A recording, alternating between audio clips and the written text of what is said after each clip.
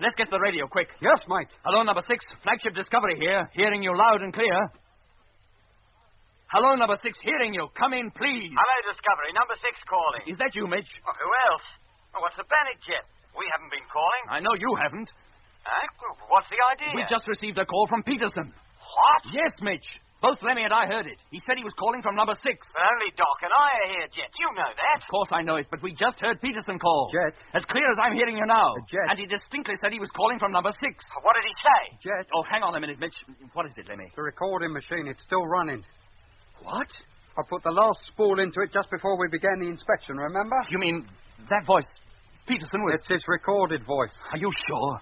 Yes, mate. Hello, Mitch. Yeah? Look, I'm very sorry. It was all a mistake. How do you mean? The recorder was playing. We thought it was the radio. We didn't realize we left the thing running. Oh, so there's nothing to panic about after all, then? No, Mitch. I'm sorry to have disturbed you. Oh, that's all right, Cobber. I wasn't doing anything in particular. But take it easy, Jet. You'll give us all the jitters. It made us look a couple of fools, didn't it? The whole fleet will be laughing at us. Well, it was quite a natural mistake. Could have happened to anybody. Yes, Jet. I couldn't stand it any longer. What was that, Jet? It's Peterson's voice. The spool is still running.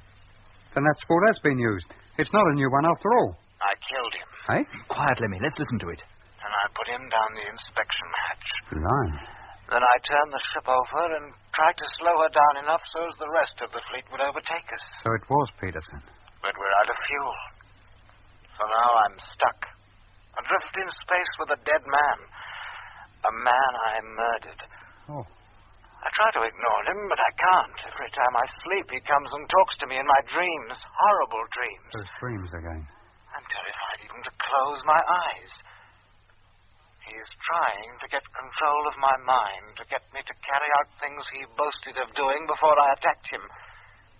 But he can't get at me so long as I remain awake. And I will remain awake.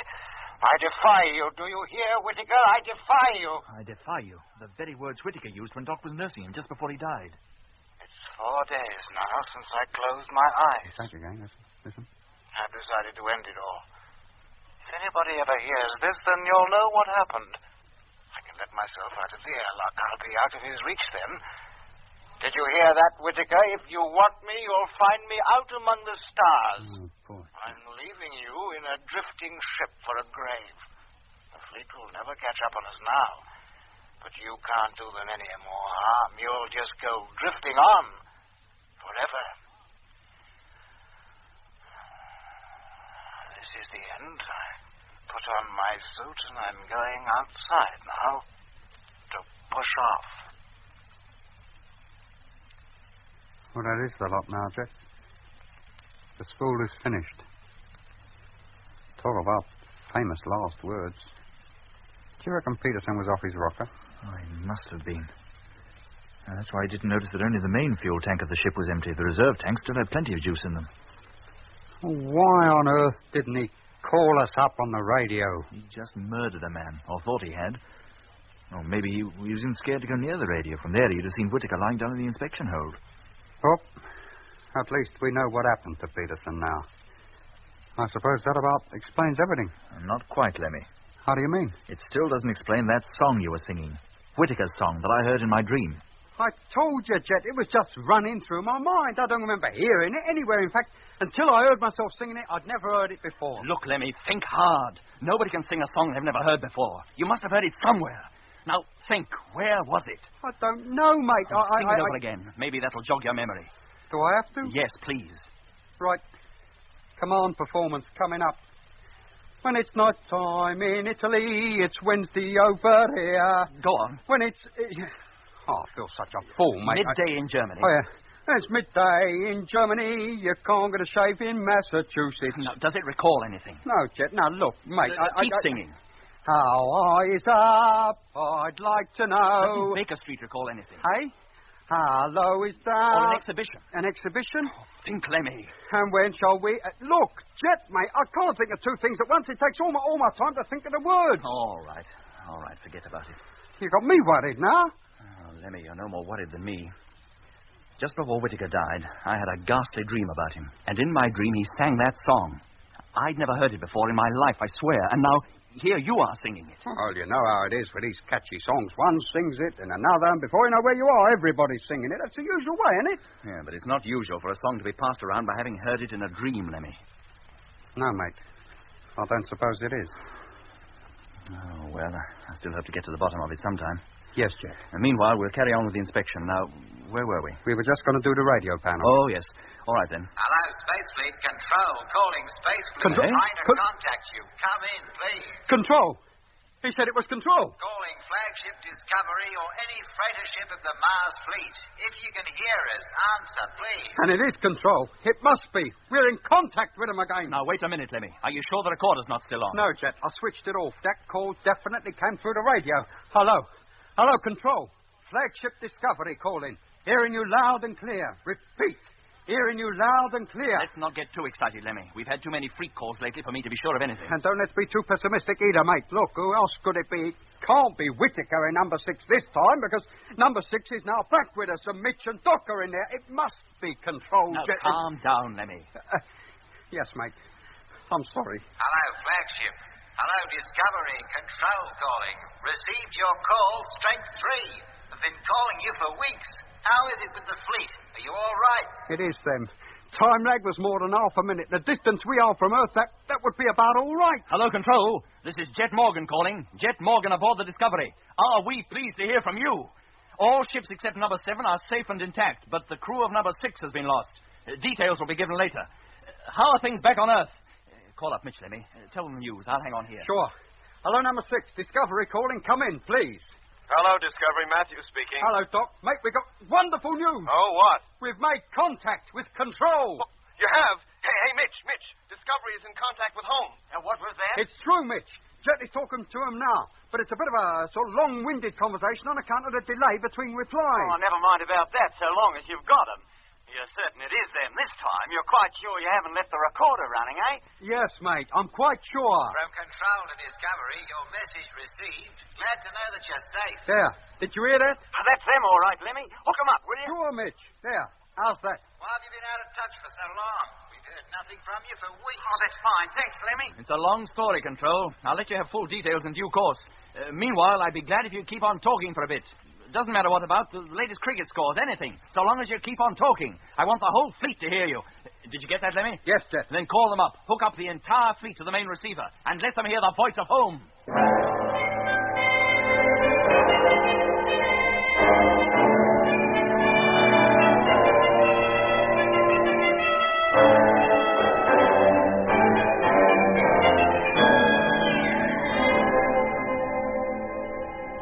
Well, Mitch, what do you think? It's indisputable, Jet. They're there, as clear as anything. And the closer we approach, the clearer they get. It almost seems as if the theory that the polar caps are ice that turns to water in the summer is the correct one after all. And that the dark lines are canals. Maybe, Mitch, but it could still be a natural phenomenon. The canals, as you call them, aren't necessarily artificial. Oh, I'm not saying they are, any more than the rivers down on Earth are artificial. See how the colours of the dark surface are changing? 2 weeks ago, they were an olive green. Now they're near a reddish purple. And closer to the pole, the change is even more marked. When do I get a look in on all this, Jet? You two have been monopolising that telescope for hours. Sorry, Lemmy. You must excuse us. Granted, so long as I get a look in soon. Hey, Army, old mate, it's all yours. I'm going to look at the maps for a while anyway. Oh, thank you, Mitch. I've been longing to take a deco. Well, Lemmy, now you're taking your deco, as you call it. What's your impression? You give me a couple of minutes and I'll tell you. Can you make out the ice cap? Yes. Looks just like a blister. Like it's much higher than the rest of the surface. Well, that's an optical illusion. If we're to believe what they told us down on Earth, that ice is no more than 2 inches thick. Oh? Can you make out the canals, Lemmy? There's no mistake in them, is there? And what are those dark, round blobs where the canals cross each other? Moisture of some kind, but whether it's water or something quite different, we shan't know until we actually get down there. And how soon before we touch down? Well, that depends. On what? On what we see while we're travelling round her in free orbit.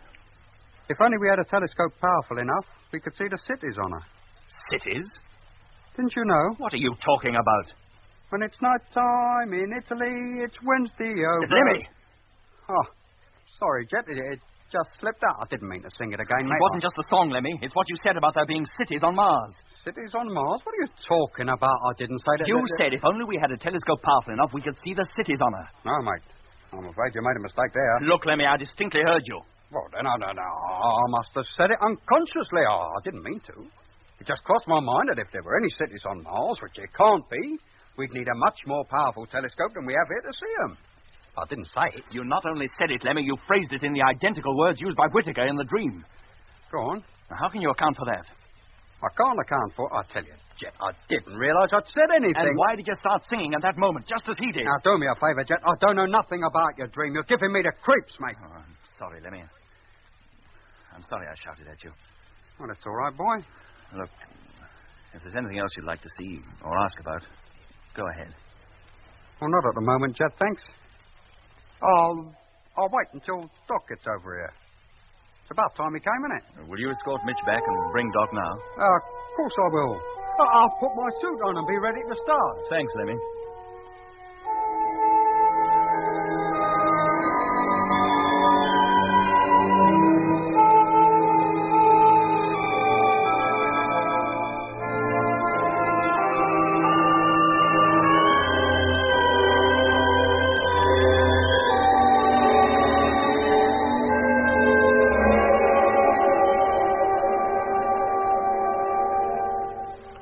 Well, Doc, it's beautiful.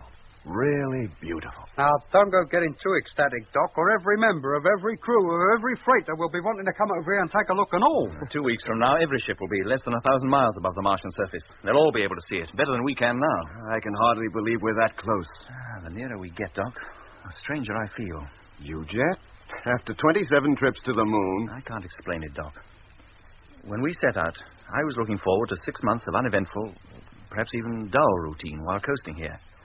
Well, this trip has been anything but that. And I have a feeling that our exploration of Mars is not quite going to be what we expected either. In what way? I wish I could tell you. I can hardly wait to set foot on Mars, and yet, at the same time, I'm full of apprehension about it. Hey, Jet, what's the big dark patch? Looks a bit like India in shape. Has it got a long, curving prominence running towards the north? Yes. That's the Syrtis Major. Oh, is it? Let's get over to the map table, Doc. Oh, yeah, sure, Jet. Sorry about that, but there's something I want to tell you. Oh, what is it? Something very odd happened just now. I was over at the telescope with Lemmy when he suddenly came out with a remark about there being cities on Mars. Well, that's the question that must have passed through the mind of every man in the fleet at some time or other. Yes, but that's not the point, Doc. Whittaker said the same thing in my dream, and Lemmy used the identical words. Huh? And then the whole conversation I'd had with Whittaker in that dream came back to me. I remembered what I'd said to him and repeated it to Lemmy. And again he came back with the identical replies. But, Jet... And to crown the whole thing, he suddenly broke out into that song again, at exactly the same point in the conversation as Whittaker had done. What? You know, it's almost as though Whittaker was still with us.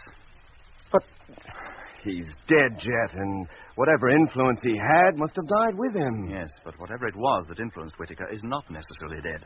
You mean we might still be subject to it? You, me, everyone in the fleet? I don't know what to think, Doc. Have you told Earth about this? Well, I told them Whittaker was dead. Did you tell them about his transformation? No, I did intend to, but I checked up on a few other things first, and, well, then I decided against telling Control anything but the bare essentials. Well, what did you check up on, exactly?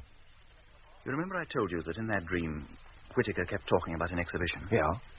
From the impression I got of the London I was dreaming about, I guessed the period to be sometime in the 1920s. Uh-huh. So I asked Control to find out if an exhibition had taken place during that decade, and whether it was possible to reach it by train from Baker Street. And had there? Yes. The Empire exhibition of 1924-25, held at Wembley. Good grief. I'd no idea such an exhibition had ever been held. Well, it was a little before your time, wasn't it? After that, I asked them to check up on the song. You know, the one that Lemmy keeps singing. Well, apparently it was a popular song of the same year, 1924, the year Whittaker disappeared. But that's fantastic. What did Control say about it? Oh, I didn't tell them. But weren't they curious to know why you wanted the information? Oh, I told them I needed it to settle an argument.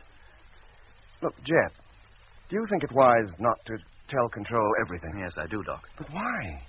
Look, suppose I did tell them about that meteor swarm apparently trying to block our path, about Whittaker making that bogus call and trying to get us to turn back. Well? Isn't there a chance that Control might tell us the same thing? To turn back, you mean? Why not? On the face of it, somebody, or something, using Whittaker as a go-between maybe, seems to have been trying to get us to do just that. Yes, it would seem that way, but... Well, somebody down on Earth might consider that the risk of carrying on is too great and order us to return. Well, they're more likely to scoff at the whole thing and put it down to imagination. That, Doc, is a polite way of saying I'm unstable, mentally unbalanced. Oh, I wouldn't go that far. I'm not so sure that Control wouldn't, nor the rest of the fleet. Now, surely, Jet, you don't think the crews imagine that you... Why shouldn't they? Only 3 of us have been really seriously affected by Whittaker. Frank Rogers in number 2, Lemmy, and myself. And both Lemmy and Rogers seem to have got over it long since. And you haven't. Well, I'd have thought no more about it, Doc, but for the information I got from Earth and the conversation I had with Lemmy not 2 hours ago. What are you going to do, Jet? Press on. And what if there is something in it after all? And then we'll fight it. And risk the lives of maybe the whole fleet? Do you think they'd want to turn back after coming this far? No, Jet, I don't. What are you thinking, Doc? Of Whittaker, in his delirium. What about him? Pity I didn't record everything he said. Why? Well, it might have been very useful. He talked of an exhibition then, just as he did in your dream. Did he? Yeah. There were a few other things he said, too. You don't know the power they have was one of them. Now, as his exhibition references certainly had some foundation, those words could have, too. But who was he referring to? And what is the power they have? Who are they? You tell me. I don't care if we find that Mars is inhabited by a whole race of Whittakers. We can't turn back now. All right, Jet, calm down. Nobody's suggesting we turn back. You almost talked yourself into it. Nobody else did. I'm sorry, Doc. I didn't mean to get so excited. Look, Jet, may I suggest that I stay here in the Discovery and that Lemmy goes over to number 6 with Mitch? No, thank you, Doc, but no, I'll be all right. Okay. Oh, it won't be long now, and I won't be sorry. Oh, what won't be long, Lemmy? Well, the landing on Mars. I can't wait to get my feet on terra firma again. It's a pity about the atmosphere down there, Doc. I'd give anything to have a good, deep breath of fresh air. You'll have to do without that, Lemmy. The oxygen content of the Martian atmosphere is far too low. One breath would probably kill you. Is it too low to support life of any kind, Doc? Almost certainly. Yeah. Well, I'll lay you 6 to 4. There's a couple of Martians sitting down here looking at the Earth, and one is telling the other that there couldn't possibly be any life on our planet because the oxygen content of its atmosphere is too high. Lemmy. Yes, Jet. Would you mind seeing Doc safely across to his ship? In a couple of hours, we'll be turning the whole fleet over. Yes, mate. Well, if you'd like to get your suit on, Doc, I'll see you to your own front door. Thanks, Lemmy. And thanks for a pleasant evening. Not at all, Doc. Glad to have you. You must come again sometime.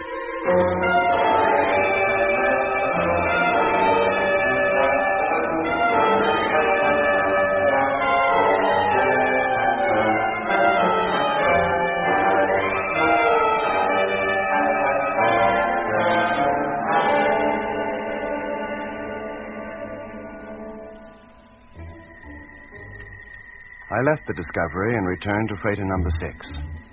I was, I must admit, quite disturbed by what Jet had told me. I racked my brains to see how it could possibly all tie together, but eventually had to give up. First, because, try as I might, I could find no answer to the enigma, and second, because less than half an hour after reaching my freighter, the order came from Jet to turn the fleet over. Since leaving the moon, our ship had been coasting outward away from the sun, our speed slowly decreasing. By the time we reached the red planet, we had hoped it would have reduced sufficiently to match that of our objective. Unfortunately, owing to our having changed course twice, this was not so. We found we were actually approaching Mars at a speed high enough for us to overshoot it, unless we slowed the fleet down in good time. So first, the tanks of freighters number 2 and 6 had to be filled. On Jet's orders, 4 construction engineers left their ships and, trailing their long fueling lines behind them, began the task of pumping fuel from the reserves into the main tanks of the 2 freighters. 4 hours later, the fleet had been turned over, and every man in every ship was safely strapped onto his takeoff couch, waiting for Jet's orders to fire the motors. Firing in 30 seconds. Stand by. In spite of the high speed at which we were still traveling, the whole fleet seemed to hang motionless in space. One side of each ship bathed in brilliant sunlight, 20 seconds. the other half in total darkness. And so our long journey was almost over. In a few days, the red planet would be reached. We would be encircling it 1,000 miles above its surface and preparing the Discovery for its first descent. 5 seconds. But first, we had to slow down. Contact!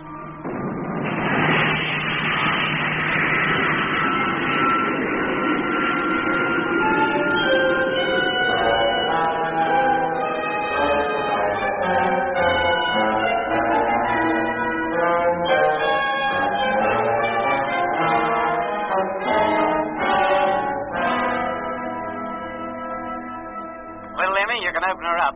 Hatch opening. Contact.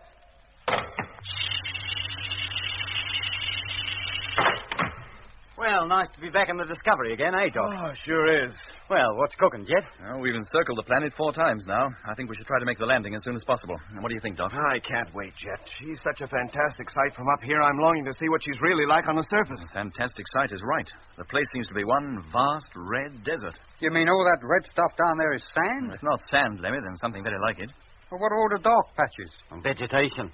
What else could it be? And it must be a very peculiar kind, too. The telescope doesn't show us as anything that we can definitely recognize. How long before number 1 is ready to descend, Mitch? The ailerons are already fitted, Jet, and the atomic motor disconnected. She should be ready in about 4 hours. Then we'll start as soon as our crew is settled in. First landing will be attempted at 1500 hours Universal Time. Lemmy, call up the fleet and tell them, will you? Yes, Jet. Hello, Space Fleet. Discovery calling. Have message for all ships. Come in, please. Very well, gentlemen. We'll go over the procedure once more. Now, once the motors have been fired, we should enter the Martian atmosphere within a few minutes. We will use the resistance of the atmosphere to reduce our speed even further. Let's hope there's enough of it to make the necessary difference. That we'll find out. If there isn't, then we'll attempt a tail-first landing as we normally make on the moon. Now, you all set? Okay, Jet. Okay. Okay. Positioning control panels. Lemmy, televiewer. Televiewer on. Motor, Mitch? All set. Then I'll go up into the pilot's cabin. Hook me up to number 1, will you? Right. You're hooked.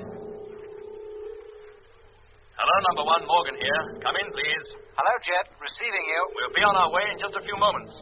You'll wait 30 minutes and then follow on. Now, is that clear? Yes, Jet. In the event of your not landing on the prearranged spot, you're fully acquainted with the procedure for locating us? Yes, Jet. Thank you, Frank. Well, we'll be off. Okay, and good luck, Skipper. Good luck to all of you. Same to you, Frank. We'll see you down there. Okay, Mitch. It's all yours. Turn on the motor and I'll take you down. Stand by for firing. Contact!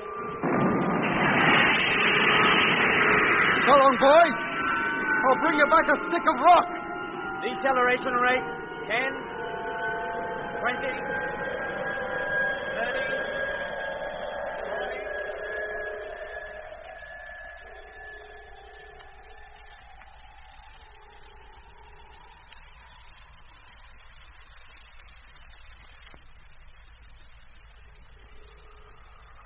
How we doing, Jet? Fine, Mitch, fine. Check airspeed, will you?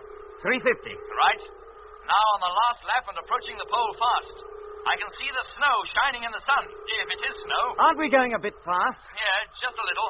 I'll put out another parachute brake. That should about put things right. Hello, flagship. Number 1 calling. Hello, Frank. Flagship here. Receiving you. Landing procedure still going according to plan. How is it with you? We're doing all right, mate. Where are you now? We're just about to pass over the northern hemisphere. Still out of your sight. Well, we expect to make a landing soon. Approaching the ice cap now. We'll keep a lookout for you. Seen any Martians yet? No, Frank. Jack keeps me so busy with the radio I don't get time to even get near the televiewer. For all I'm seeing of what's outside, I might as well be in a submarine. It's a wonderful sight, Lemmy. Everything's pink, like it was perpetually bathed in the light of a beautiful sunset. Is that right, Doc? Yes, Lemmy. That's as good a description as any. Yeah, I wish you'd take over the radio for a spell. Let's have a look. Okay, Lemmy. Come on, then. Televiewers pointed directly below us, but don't take too long over it, huh? We'll be landing soon, and every man will have to be at his own post. Just one quick look, Doc, to satisfy my curiosity. Speed check, please, Mitch. 330. Check. Height? 70,000. Check. Oh, blimey. What is it, Lemmy? Are you taking a look at this lately? Oh, no, Lemmy. I'm too busy. You don't know what you're missing, mate. I've never seen such a sight. Hey, what's that? Hey, Mitch, come here, look. I tell you, Lemmy, I haven't time. Look, there's something down here, a light. What? It's like a reflection from a huge mirror. Oh, it's gone now. Yeah, show me. Where did you see it? Well, look, you see where those 2 dark green lines cross? Mm-hmm. Where the big purple patch is? Yeah? Well, there. Maybe water, reflecting the sunlight. Is that what it was? Well, that's all I can think of. But it was so sudden, bright. Well, what did you think it was then? A Martian? signaling landing instructions. But it's only to be sought, key mate. It might be important. I think it's more important that you get back to the radio and let Doc carry on with the observing as he's supposed to do. Yes, Mitch. Where are we now, Doc? Just about over the ice cap, Lemmy. Should be landing soon. Is it ice? Oh, don't see what else it can be. I knew I should have packed my skis. Hello back there. Yes, Jet. Landing is imminent. You better convert your couches to chair position and strap yourselves in. Right. Okay, Jet. You hear that, Mitch? Not only did I hear it, I'm doing it. Let me know when you're all set. I'm fixed. Me too. Okay. Height, 5,000 feet. Speed, 220. Think you can get her to stay upright, Jet? I think so, Mitch. She's behaved herself up to now. Then put her down gently, chum. I'd hate to pile up after coming all this way. Oh, do me a favor, Mitch. Can't you think of anything more cheerful to say than that? Hey, what's that noise? What noise? Well, it's like well, can't describe it. But it's plain enough. Don't you hear it, Doc? Yes, Lemmy, I can. Starting the run in now. Putting her nose down. Ground looks flat and firm. Must be frozen solid. Well, let's hope so. If we sink into it, we'll tip up for certain. Mitch, do you hear anything? A peculiar noise. Lemmy just asked me that. Well, can't you, Mitch? I can, and so can Doc. It's getting more than I can stand. It's like it's right inside my... Oh, Lord! Yeah, what's it, Jet? What are you trying to do? We bounced. Sorry, I'll try again. What's the matter with him? What's the matter with the ship? He's all over the place. Jet, what's happening up front there? I don't know. The ship doesn't seem to respond. No, Mitch, don't get out of your seat. Stay where you are. But there's something wrong up front. Jet's in trouble. Unless I land her now, we'll never make it. Take her up again, Jet. Switch on the motor. I daren't. I haven't the time. Stand by for crash landing. Oh, blimey. Jet, for Pete's sake, give her power. Take her up. I can't, I tell you. Hold on. Here it comes.